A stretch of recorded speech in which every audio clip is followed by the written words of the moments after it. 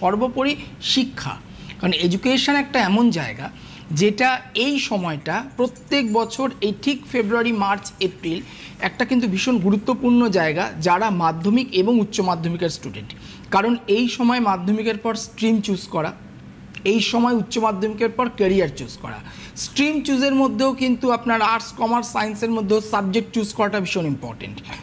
After 12 আপনি technical দিলে, ধরুন আপনি মনে করছেন যে আপনি যেই মেন্সে বসবেন, তো এবারে এই যে টেকনিক্যাল বা ইঞ্জিনিয়ারিং রিলেটেড পড়াশোনা করবেন, কোন সাবজেক্টটা আপনার জন্য সুইটেবল।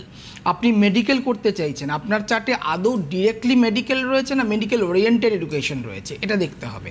আপনি বায়ো রিলেটেড কোনো রিসার্চেও যেতে পারেন।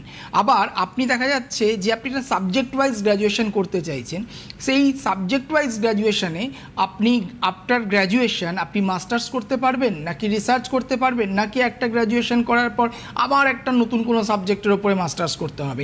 অনেক সময় কিন্তু এই জগা খিচুড়িগুলো হয়ে যায়, একমাত্র এর জন্য কারণটা কিন্তু সঠিক টাইমে বিচার না করানো, একদম বিচার এবং প্রতিবিধান। হ্যাঁ,